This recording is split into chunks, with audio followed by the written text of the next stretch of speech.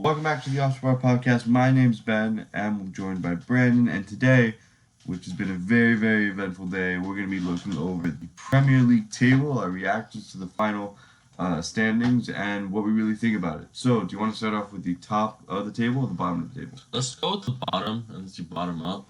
Okay, so of course, as we know, Aston Villa, by drawing, was saved from relegation. Right. Bournemouth almost made the impossible escape on the last day if it wasn't for Grealish's goal. Now, what do you make of it? Both games were very tight. Jack Grealish had a great goal, and then Yarmolenko tied it up right away.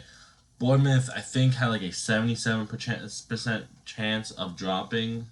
So the fact that they still had a chance to come in, it seems very like to still stay up. I think it just has to go down to Eddie Howe not really bringing in the right players, the right players over the transfer window, and I think it's just there were teams that I think if you asked me at the start of the season, I felt like they were gonna drop, like Sheffield United, maybe a Burnley, maybe even a Southampton, but they're all mid-table. So I think Bournemouth are a little bit unlucky that you had the rise of some championship squads or some squads that were facing relegation last year, and now they're relegated as well. But the Bournemouth game, it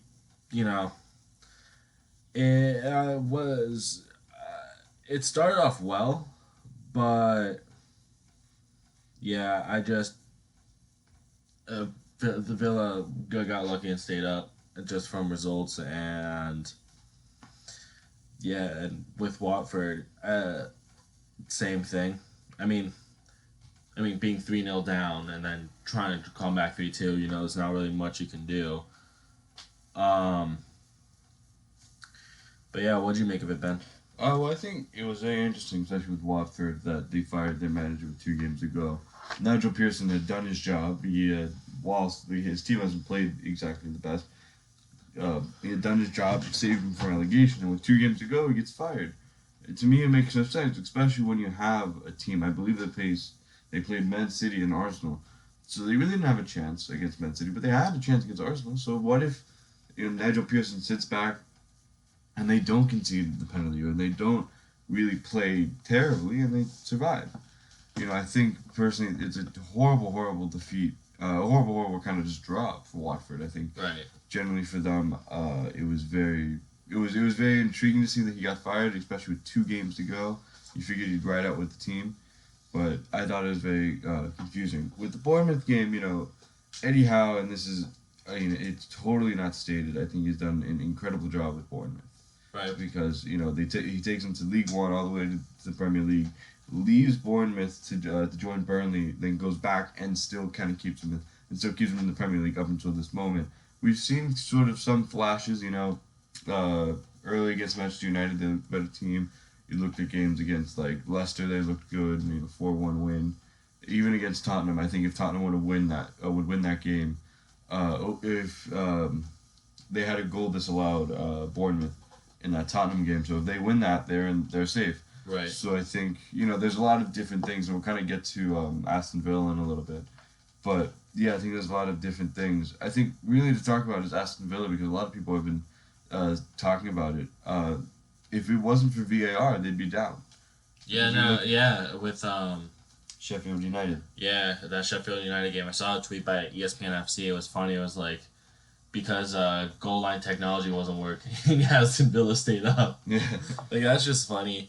And then obviously we're going to talk about 20th place. Norwich got battered by City today, 5-0. De Bruyne actually recorded his 20th assist of the season, and that also ties Thierry Henry's record for most assists in a season. It only puts them two with players that have had 20 assist seasons.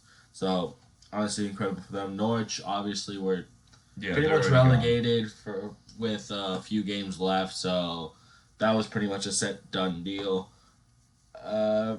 But I think we touched on in the predictions video that there's a plethora of talent that teams could look at and look to go after for these relegated sides. I mean, you look at Norwich alone, Cantwell, Aarons, Godfrey, Lewis, Pookie, if you want. I'm just trying to think. I know they have a couple other guys that could be um, guys that the guys that could be subjugated to being sold just because teams might be looking for them. Look at Bournemouth. We obviously talked about Nathan Ake, Josh King is Josh probably gonna be a King, prospect Callum for United. Wilson, Lerma. Even I think Brooks is on loan from Liverpool, if I'm not mistaken. Uh, Cook. Yeah, it's again, it's very difficult for probably Bournemouth to maybe keep some of their key players in the championship. And then if you look at Watford, Ismail Assar Ismail Assar, who I think has been linked to a Liverpool move, which would be kind of funny because he was like the main person to win against them. Like you Right, take him yeah. out of the team, he doesn't play or they win. Which imagine losing the undefeated streak to a team that's in the relegation zone. That's. But yeah, I mean, Decore, you can make a thing for Ben Foster, maybe, if like a Burnley wants him, or maybe a Sheffield United just to replace Dean Henderson if he doesn't go back on loan, and Andre Gray, maybe. But again, if it goes down to a Deulofeu, also I didn't mention him, but I just remembered. So I think it just goes down to even maybe a Ricardo Pereira if you really are desperate. I think it really goes down to the fact that I think Eddie Howe got too comfortable with his players and he really didn't change tactics, and so teams really figured out how to play against Bournemouth. And he really didn't bring anyone in of too significance, so that's why I think they went down. Watford, it's just been an up and down season. They had 4 managers, and it's very difficult to be successful when you're changing managers, not constantly, but 4 in a season is too much. But at the rate that they did. And then Norwich, they conceded a lot in the championship, and I think a lot of us going into it probably pointed as them as another relegation side that could face relegation, even though they do have somewhat of a talented squad, and definitely a good championship squad. I think it's just they got relegated because a lot of times they conceded a lot of goals, and so that's not going to work in the Premier League if you can't score goals, and they obviously couldn't. So again, that was a big issue. And if you're Aston Villa, you think you're kind of excited because you brought in all this talent. You had like 100 million plus 120 million. Marvelous Nakamba. That's all I got to say. $120 million summer of transfers. This is kind of a new squad. It's kind of like, hey, we had some money because we probably rolled over money, plus we're going up to the championship, plus now Premier League money, TV deals, and all that kind of stuff.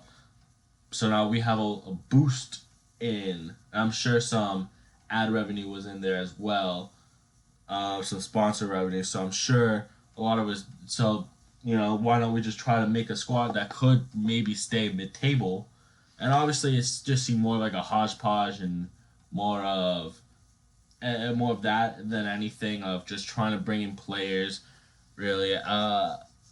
So yeah. But good for them for staying up. Now they have a tough test because Tyrone Mings is going to be linked to move away. You also have Jack Grealish who's going to leave. Right. Unless they give up like an 80 million price tag on him. I think it's most likely Jack Grealish could leave. Right. Douglas Luiz, I believe, is on loan from City, so that's going to be another one. John McGinn might be moved away. Pepe Reina is on loan from AC Milan. There's a lot of moving pieces. Right. To this Villa team. So granted, they also had a few injuries, and they did have a few. Injuries, and that's why they kind of had to loan in Pepe Reina from AC Milan.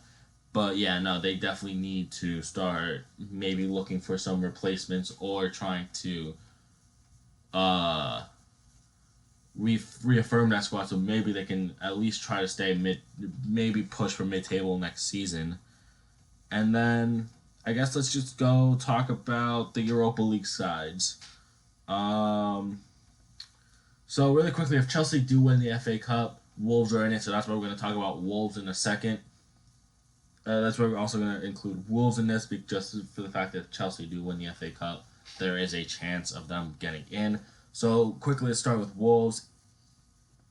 Honestly, pretty not good of a day for them. Yeah, I mean they conceded a free kick. You could argue, but it seemed kind of a little clear cut. And then, I mean, that was a horrible second goal to concede. Right. It was on the counter. There was no defense back because he wanted to try and score one before half time. So I don't really think that they did a horrible job. Right. In the game, but I think it was just two really snapshot goals. Yeah, I think Cody got just out-muscled and outpaced by Giroud, which, honestly, speaking from, like, a FIFA player, is, like, how? Like, you get outpaced by Giroud, the dude's, like, had, like, 40 pace for, like, the longest time now.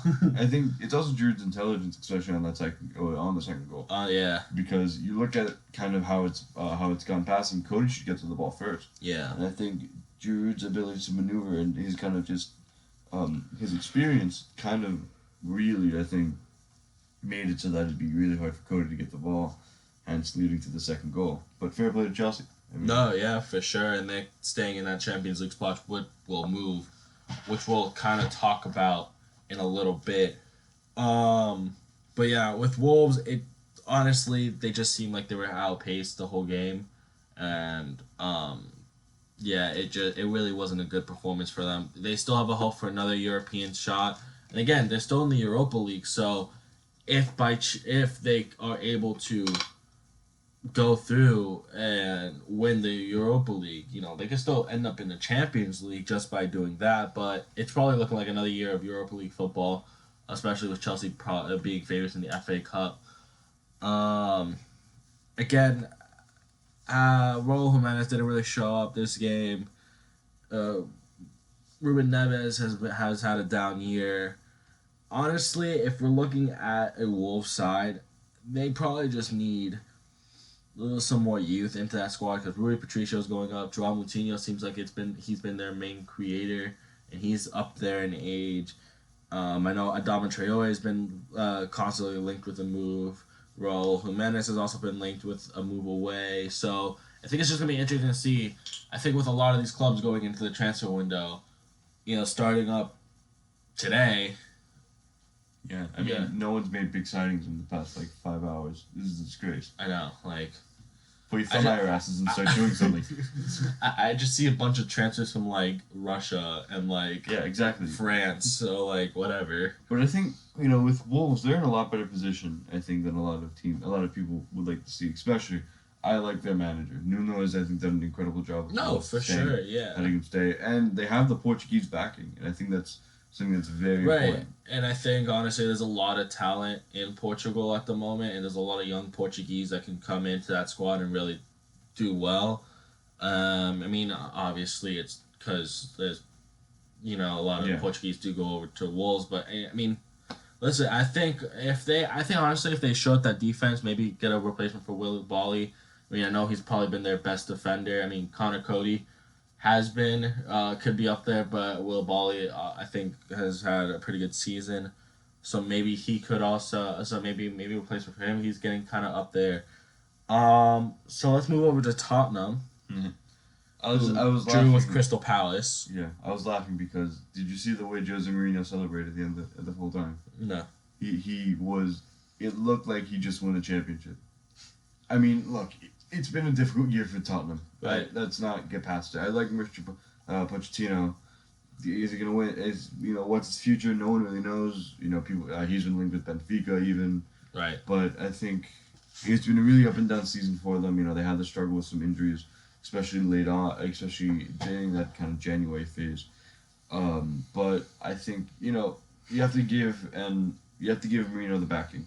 Whatever decision he wants to do goes, and I think because they got him in because they want to win a title soon. And I think Daniel Levy's been very impatient. He's been very patient with Michel Pochettino, and he hasn't delivered. And I think when you bring in a manager like Jose Mourinho, you have to back him all 3 years. Right, and I think that's an issue that he had at Manchester United that towards the end he really didn't get that financial backing that he Yeah. was hoping for. I'm not sure he's gonna get the same thing with Daniel Levy just because Yeah, Daniel Levy has. has been somewhat frugal with spending over the past few years. I mean, I know last transfer window bringing the likes of Lo Celso and Dombele and Sessegnon has shown otherwise. However, we've also seen him not spend. Yeah, there was like 2.5 years, I believe. Right. Where he And was also supposed to bringing in spend Bergwijn, but I still think that was like for like 25 million. Yeah. So it wasn't crazy numbers, but I think moving forward for Tottenham, they're going to get Europa League football, which honestly, going from Champions League final to Europa League football is It's a bit of a drop off. it is a bit of a drop off. I think Jose did an okay job getting them back into some relevance after Pochettino kind of fell off. I mean, honestly, I love Pochettino. Maybe, hopefully, he'll get a good job soon. I honestly was backing him for the AC Milan job if Pioli wasn't going to stay, but now Pioli is going to stay, so that's something different. I think it's also going to be interesting to see what Jose does do in the transfer market, just because he kind of has ousted Sessegnon and Ndombele, two quality guys that they signed last offseason. I mean, he's backed guys like Lo Celso, obviously Son and Kane. I think he's also trying to trying to move on from Lucas and use try to use Bergwijn in that position and maybe use a Lucas. I think there's been talks of him moving Lucas for Milik at Napoli, so that's something. And I think obviously the defense needs work as well. I mean, you have Alderweireld and Vertonghen back there. You know, Ben Davies and Aurier, like that. And they played Eric Dyer at center back today. Like, that back line for sure needs a bit of help. You know, Davinson Sanchez obviously works really good. Sessegnon can play that left back role, but again hasn't been really used. And Tanganga, I think that's how you pronounce his last name. I mean, he's young. He's young, but does Mourinho? Jose's not gonna play a young player like we saw that Man United. He brought in Zlatan to pretty much take over Martial's role as a number 9. So, yeah, and Matic bring in Matic and like players that he like knew how to play with. Yeah. So again, not sure how that's gonna work, but again, that backline does need work. Sissoko, maybe getting him another partner besides Winks. I do kind of rate Winks as a midfielder. Would have been great to see Ndombele there. Yeah, but they've seemingly had a fallout, which right, Jose Mourinho denies, but it's Mourinho, yeah. And Ndombele is still a quality guy. I think honestly he's still a quality center midfielder. I think honestly his time at Lyon really shows that, and I think the few times that he actually has played and done well is like attributed to the fact that he has, you know, he is a quality player. So I think that's like the big thing here. Not much to say on Crystal Palace's end besides. They stayed up. They have Roy Hodgson as the manager. They still have Wilfried Zaha after like 7 years. Yeah, I mean, even though he has requested once again to leave Crystal Palace, which honestly, he deserves. If he's gonna move abroad, he deserves a big move abroad. If he's gonna stay in the Premier League, I don't see him getting into a top 6 side. Top 6 side in terms of starting, obviously, if obviously he goes back to Manchester United as like a backup striker or something to that extent, but I don't. Maybe to Arsenal, maybe Leicester. You'd argue that Roberto Firmino is 100% better than Wilfried Zaha. No, I don't think so. I think Wilfried Zaha, if you're looking at stats wise, no, and I don't think so. I just don't think he's starting for. I mean, I understand kind of the idea that Firmino plays more special. I mean, he plays as a deeper center forward. Yeah, he plays as a false 9. So I think I understand what you're saying. I think, but if he's going to move abroad to, let's say, like a Dortmund or a like I don't know, I'm thinking about a team in Italy, like a Lazio or Napoli or an AC Milan even, right? Lazio don't need him. You've seen Ciro Immobile? Yeah. I'm just saying, like, Yeah. a team out there or in Spain even, like if Atletico Madrid, he's starting. Sure. I think for sure he's starting. If it's in the Prem, He contends for it. I think he it's an contends. honor. I don't think he starts. Right? He's definitely a quality player for any side in the Premier League. That's for sure. I'm not doubting that. Like, Yeah. I think he's proved that. I just think if he's gonna get that next big move, I think it should be away because he'll still get a starting spot if he goes abroad. If he stays, then I just don't see him contending with, you know, I just don't see him contending for. I think there's a challenge, but I don't see him contending. I think he'll be a rotational striker or right forward. Okay. That's just my opinion. What do you think? I mean, you have to look at, if you're going to say top six, he could probably beat out Lacazette because Lacazette is kind of dipped off since first season. Even then, Aubameyang is going to probably leave, so there's an argument to be made there. If you look at five, right? But if you Arteta plays what, like a 4-4-2 something? I can't remember what he plays. Give me a second. You look at Tottenham. He's not going to get rid of Harry Kane, but Harry Kane gets injured a lot, so he's there. I know he likes playing Son as that striker role, but I mean, Arteta plays a 4-2-3-1, and Aubameyang kind of played off the left, so I can get what you're saying that Lacazette really hasn't showed form. Yeah, I mean, when you're getting subbed off for any Nketiah in the 50th minute, it kind of shows. Right. So I see what you're saying. So like in maybe, some sides, I think if they didn't sign Timo Werner, I think Chelsea he can get in. Yeah, probably because Giroud's getting into his 30s. And Tammy Abraham hasn't been as consistent. Like, he's been consistent and has shown promise. But I think, honestly, it's just going to take some time. So if you want a proven striker, sure. I'm just saying, there's no doubt about his quality. I'm just saying he doesn't start for a top six side. Okay. Unless you want a rotation. Alright. He deserves that big move. There's no doubt about it.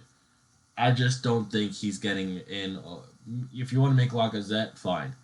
I'll take Lacazette. If you want to play him off the right and not start Ayoze Perez, if you're Leicester, fine. Be my guest. Tottenham, again, if you want to start him off the right, but they have Bergwijn, so I don't see it. Man United, again, linked with Sancho, and they have Greenwood, so I don't see it. Man City, if you want a Gabriel Jesus replacement, or if you want a replacement for Aguero, maybe, but again, I don't see it. Liverpool. This gives me by Firmino, but Bobby Firmino plays a specific role, so that you can make the case for Bobby Firmino again, like you said, probably Chelsea or Arsenal. Yeah. As the only really two sides I can really see him get into if he's starting, but again, they just signed Werner, and I think they're pretty confident with Tammy Abraham. Yeah. As being like. Yeah. No. So I could see Arsenal, but again, it's just it. Again, if it's just gonna have to see if he does make that next move, which it'll be interesting to see because I do believe Manchester United do have 25%, gets 25%. So if Arsenal pays it. I have a question. Yeah. So Manchester United, this is way off topic. We're going to jump into, I believe, Leicester next. Yeah. So if Manchester United buy him, they don't get any money back, right? If Manchester United buys Zaha. I think they would have to lift that 25% for that to happen. Yeah. Because it's like, hey, pay $40 million. No, we'll only pay you 75% because we owe 25%. Like, no, I think they would have to lift that 25% to buy Wilfried Zaha. But if you think of a rival club like an Arsenal, it's like, do we really want to pay Manchester United whatever 25% of $40 million is? Like, I think that's kind of like the mentality. I think that's why a lot of people have also. Well, I don't think he has a buyback clause. No, he has a buyback clause. Depay, never mind. It's a different situation. But I think that's what a lot of deters teams. I think that's what United are a little bit wary of Sancho because you see a lot of these replacement rumors of like Ferran Torres and whatnot. But we'll do a whole transfer talk later. I just wanted to bring up Zaha just because it is kind of relevant news to today. So Leicester versus Man United. I'm going to kick in to this real quick and then you can join after. Honestly, good day for Manchester United. They didn't really look the best. I think Lindelof gets man of the match in my opinion. Yeah, He except definitely for- looks solid. I think Maguire looked very shaky at the back, especially that first yellow card that he got, and then that tackle right off the end of the box on Vardy. Lucky he didn't get shown a yellow card, another yellow card there. Honestly, in my opinion, Manchester United have looked better. I think honestly at this point they're run down. Yeah, I think they're run down. It's the 38th game. You know, they had to play FA Cup games. They had, you know, They had West Ham. they had some bit of difficult defensive teams that like to drop back. Yeah, So they definitely had to go up against several opponents that play different styles, and so it was a bit difficult. So and also Ollie playing the same lineup over and over again. You know, I can understand why it looks sluggish, and I think this Europa League it could serve as a good break for them. especially since we had to play the second leg. Right, And we're which 5-0 up. right. we're So gonna you do could the play. same as You could start Nagalo. You could start. I wouldn't want to start a Gala. I would do what we did against Astana. I'd play almost full youth. Yeah. Because there's no way we're conceding 5. Right. Okay. So all right. So play full youth. I mean, if you want to play Dan James and Gallo, Yeah, no, like no. if you wanted to play like a couple of the obviously rotational guys, like if you want to throw Lingard or Phil Jones in there, like and Ethan Laird, James Gardner, Chong, whatever, right? You can throw in there. You can throw Yeah. them in there, I was gonna say Angel Gomez. but you know. Alright, So, and again, Leicester, I think we're very unlucky. I think definitely that header by Vardy was almost too close for comfort for De Gea, so definitely probably could have slotted that home. you had a lot of chances. I think the Harvey Yeah. Barnes one was as well. They had a lot of shouts for different fouls. I mean, they were definitely Tillemans came close once or twice, I remember. Yeah. So, yeah, no, it definitely, for them, it was a very close half. especially they didn't have the likes of like Madison and a No. lot of their No, key they players. they play a very depleted squad due to injury, and Yeah. so Yonku, who's been like their main defensive guy, obviously was out because of suspension, so that was a bit of an issue. Let's just now switch over to Leicester's defense. Johnny Evans, They once look a red, always a red. They look solid. I mean, For who they were playing, they looked good. they look solid. You know, Bruno Fernandes wasn't on his game, so a lot of his passes went wayward or just didn't really hit the Right. mark. Rashford had some really good ping passes, but again, Manchester United couldn't capitalize. I think it's a for sure penalty. I don't think there's a question about it. No, yeah, I think if you're gonna make the argument that one goes and gets the ball, then the other one doesn't, and Right. I think that's So- the problem there. Yeah, again, I don't think there's an issue. I think even if Martial shot, that could have been called a pen. But like, you know, so it is. So Manchester United were able to open it up with a Bruno Fernandes pen, which honestly, whatever, 14 pens in the league, I think it just shows. And yes, there has been a bit of controversy with those, but I think There's some of them that aren't good. Like the Villa penalty wasn't the best, but for the most part, they were penalties. right, no, like they were, and I think a lot of people are just gonna complain just because of VAR. But it's like Varchester United. yeah, but I think it's also like VAR has also helped out other clubs. Yes, is it penalties that have there are 14 penalties that have all I think pretty much been like Mostly all of them gone in, yeah. right? I think like pretty good conversion or something. I think so yeah, have Man United benefited off that? Of course. But, you know, what club hasn't benefited from a bit of VAR luck? So that's pretty much all I'm gonna say for that. And then that Lingard goal. If you think about it, Lingard scored the last goal of the Premier League season. I mean, not just Manchester United season, but Premier League season. Like that was the last game to end. And so obviously it was the last goal to score. What do you make of Leicester going forward? For Leicester, I think it's honestly they didn't bring in a lot of players. I think they relied a lot on youth and what they already had. I think their big signing of Yosi Perez looked promising, but then He looked okay. I mean, it wasn't the worst, but he Right. was a decent signing. but I think I think they really because he at Newcastle he played more of a center forward if Yeah. anything, so he definitely need. So I think you definitely need an out and out right winger if you're not going to play Harvey Barnes there. Obviously, I think you got to keep Harvey Barnes even with that move, even with that link move away to Liverpool. Right. I think honestly, Ben Chilwell is also a very key part. So if you want to try to keep away, It looks like Madison's gonna stay. Madison's going to stay on a new contract probably. If I think they would honestly have to ward off Chelsea for Chilwell.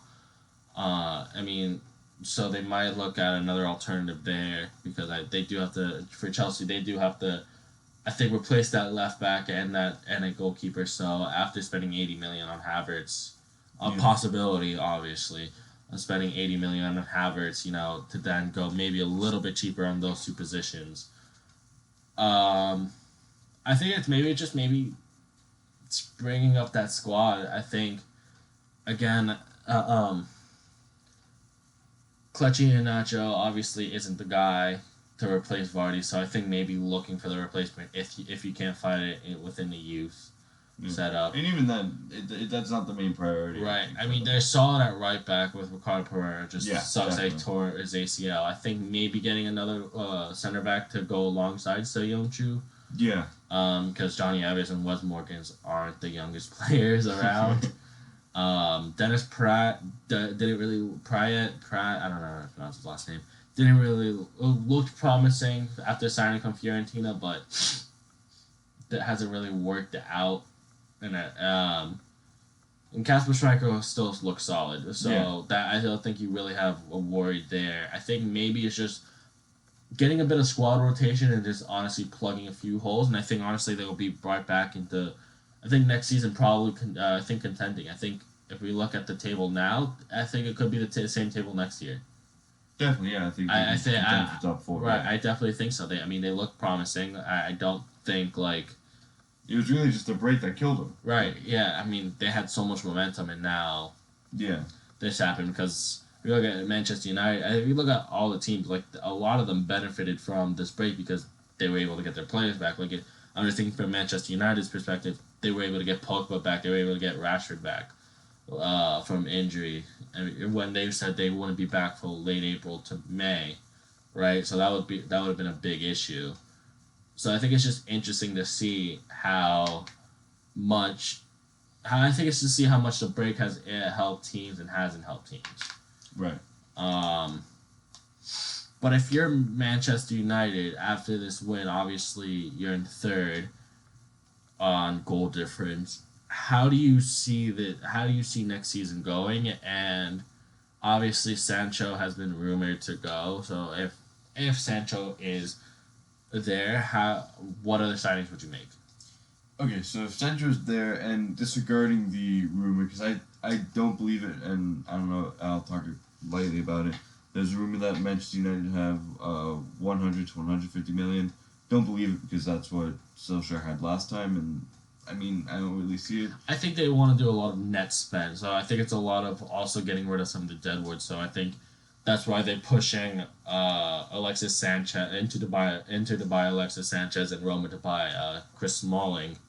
And then I think it's also trying to get rid of some of those players like a Phil Jones, a Jesse Lingard, maybe an Andres Pereira, even though I've heard reports that he's, that Solskjaer has told him that he is going to stay. So, obviously Sancho is a big factor. What else do you think Manchester United need to strengthen so maybe they stay in the top three, maybe even contend for a title next year? Next year seems a little close, I will say, but right. I mean, of course, you also have the links for Jack Grealish and Van de Beek. You have to find out which one you're gonna play. Right. I think if you're, Well, I think Van de Beek was if Pogba was more still leaning on leaving, right? I think Pogba is willing to stay now and sign a new contract just because the fact that he's playing with Grealish, the fact that Manchester United look like the project that he signed up for when he first signed, having that Bruno, having a defensive midfielder, having the attack that he wanted, right? I mean, yeah. I mean, he's still there though, and I think that's kind of something. If you're gonna go for someone like as a rotation, if you're gonna go for someone, I think, for 40 million, if you run out of options, Van de Beek's there. I think that's pretty good. Of course, you have Jack Grealish. We don't know his price now, especially now he's up. He's still in the Premier League. But we have to look at that. There's a talk about defensive centre mid. Zakaria, Declan Rice. I probably, I think if Solskjaer plays his cards right, we wouldn't have to worry about that for the next couple of years, because if James Garner progresses and if he goes out on loan, which I think he should, right, goes out on loan to a championship squad, looks incredible, he can have game time in the next 2 years. right. I think that's something you have to look at. I think also, if people talk about competition for left back, Luke Shaw, if he's not injured, is incredible. Not incredible, but he's played extremely well this year. But I think Manchester United do need a backup, because looking at Brandon Williams, he's more of a right back. He's a right-footed left back. Like he is not really both-footed, two-footed like Greenwood.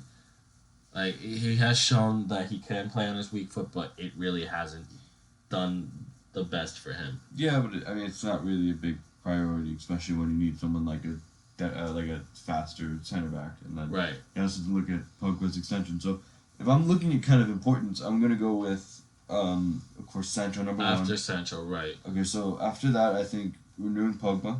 I think that's the most important thing to me. Yeah. Number two is signing either Grealish or Van de Beek.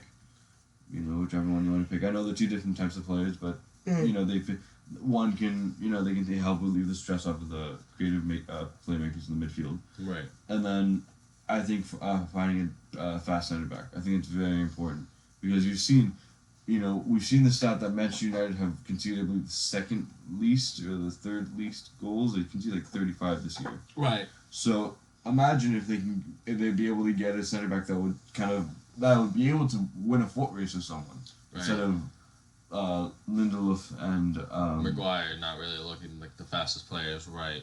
I kind of like Kouyaté out of Leipzig. He's one of the French center backs that they have. Yeah. Playing in that back five. Obviously, there's been talks of Nathan Ake, so maybe you can get him on a cut price deal just because Bournemouth are going down. I'm still sure that he's going to cost $40 million. So it seems like he's going to Man City. So right, so maybe it's looking at another defender. Again, I brought up a couple in the preview, so if you guys want to go check that out. Check it out. It's right there. Right. It's just gonna be in the channel somewhere. It's just just look through the videos. Yeah. I don't gotta baby you. So with that being said, I think honestly, Manchester United do look like they could contend. I think honestly though, it just comes down to bringing in rotational pieces obviously bring in Sancho, but I think it's also bring in rotational pieces so that way Manchester United aren't dealing with injuries like they have been throughout the season. Yeah, I think, and if they deal with injuries, you don't have to put someone like a Pereira there. Right. Who, to his credit, I don't think he was pretty bad, but he wasn't the worst in the team. Right. So he did create some good chances. I think he had per average, one of the biggest chance creations in the team. So. Right. Is there hope for before we end off? Is there hope for Tuanzebe to maybe step up into that center back role? It's always about injuries with him. He really truly is. Same thing with Laird. It's always about injuries, because this is supposed to be his year. A lot of people thought that with the signing of Maguire, Lindelof, who did play really well last year, this was going to be his year, especially when Tuanzebe came back from a really good loan spell at Aston Villa. Right. So I think if he can stay healthy, the rumor has it that Solskjaer likes him. But if he can't stay healthy, there's no use in him, What about their academy guy?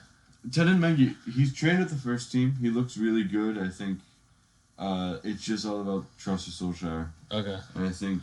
But I think it's also Solskjaer has shown that that he will show some trust in the youth. Yeah, but that I think he's not really too quick to go buy players, maybe like a Jose would be. Yeah, no, definitely. I think if you look at but if you look at a person like Ethan Laird, they're gonna have to get their chance with him. I think Right. the Astana game was one of those chances. I think right now, again, the last game is gonna be it. I'm sure, and I'm 100% sure, this Europa League competition, we're not gonna see our full strength squad until the final. No. If we get to the semifinals, I honestly think we're gonna see a lot of McTominay, a lot going back to that McTominay and Fred midfield, and more of a Brandon Williams at left back, and maybe like a Delo at right back, or now a Fosu Mensah at right back. Timbo de Beeston. I mean, it's obviously, I think with Manchester United is going to be very interesting to see, and I think honestly, I think it's going to be interesting to see what everything does, because the transfer window has technically started. A lot of a lot of teams are still trying to make some moves, trying to pick up some squad, because before you know it, it's going to be September, and we're going to be talking about the league starting. Yeah. Which honestly, it feels incredible. it feels weird, because honestly, we're Manchester United. A lot of teams are going into the Europa League, right? Right. Thinking like, okay, we have Champions League football next year. Like, if you think like I think Inter technically also have a Champions League football next year. Yeah, so they're going into the Europa So League. they're thinking like for them too, it's like they could probably not play a full strength squad until the final and like not really care. Right. Right? I mean, you can talk about it for any of the like clubs that already have qualified for the Champions League, like Manchester United and Sevilla maybe. So I honestly haven't looked at La Liga but table. You get the point across. That, Right. So it is interesting just to see who sort of, I don't know, does fourth get you in the Champions League if you're in Spain? I'm not really sure. I think maybe. I think qualifiers. I think it gets, so yeah, Sevilla technically, maybe Roma, again, not really too sure. But yeah, it's gonna be very interesting to watch the Europa League and not Champions League, but definitely the Europa League kind of play out, because we might see big teams fall because they're already in the Champions League. Right. Roma probably still. Roma. Probably gonna need to get. Could be probably need a win. Same thing with Wolves. So there's a lot of teams that have more at stake to qualify for Champions League football, to get into Champions League football, rather than if you're Sevilla, or if you're Inter, if you're Manchester United, to not really have to focus on the Europa League. I mean, yes, would it be a great title to win? Obviously, like if you're Solskjaer, if you're Conte, obviously, right? Right. Yeah. To win that, but I think if you're gonna look at it one way, do you rest your squad for next year? Risking losing, or do you just I think honestly, I think if you're some of them, it's just like it's whatever. It's whatever. Like honestly, it's just focusing on next year and just really like, all right, we're gonna play a few we're gonna play some first team squad, but not really. Like I think again, we're gonna see a lot more Fred and Scott, going back to that Fred and Scott McTominay lineup. I think we're gonna see a lot more youth academy. I think we're definitely gonna see a lot more of Igalo. Who's complaining? I'm not complaining. Man's done better than Henrik Larsson. That's all I can ask for. Have you seen? Did you see? Okay, so really quick sidebar before we finish off. Yeah. Did you see they were like doing the Premier League review of Manchester United? Did you see? Because they went to Odion Igalo when he got signed, and they showed the reaction in Nigeria. It was like if God showed up there. It was. No, like honestly, they're always happy when their players. I think honestly, if you come from a like more of a how do I want to put this? When you come from a place that doesn't have the best reputation for football, right? And I think, or if you come from a more like strong, I don't want to say stronghold, but like a more like concentrated area of just living. Yeah, no, I think a lot of guys are going to be when players from their national team get signed by big clubs. I think it's a point of just like respect and just like admiration that hey, we're getting Odion Igalo from China to Manchester United. Like, how cool is that? Now, like, Victor Osimhen going from Lille to Napoli, I'm sure they're probably buzzing about that as well. I think smaller countries, in terms of their football dominance, are more happy about club-wide, about players going to certain clubs. That's why it's hard to talk about Pulisic. It's really hard because I love the guy, but he played for Chelsea. So I think, is that it, or do you have something else? No, I'm pretty much good. This has been a longer podcast, but again, thank you guys for watching. It's stock filled with a lot of knowledge. That's definitely what not me it. trying to pull shit out of my ass. That's like for sure, definitely like not like majority of these episodes. Like obviously, I'm full of knowledge because I got a bookshelf in my garage next to my Nothing. GMC Terrain. I don't have a Ferrari, but Yeah, if you're pulling up to college with a Ferrari, you don't need to go to college. Dad's money will help you. All right, but anyway, this has been a long episode, a very fun episode. But if you disagree with us, let us know in the comments. let us know your opinions as well. What do you guys think of this final day? Nerve-wracking? Was it not? Was your club, just like whatever? We're mid-table, so like fuck it, who cares? Was your club Liverpool? So again, it was like fuck it, who cares? Was your club in the relegation zone? Were they fighting for a top 4 place? Let us know in the comments. And if you want to check us out on Instagram and Twitter, links will be in the description. Thank you all so much for watching. Take care and stay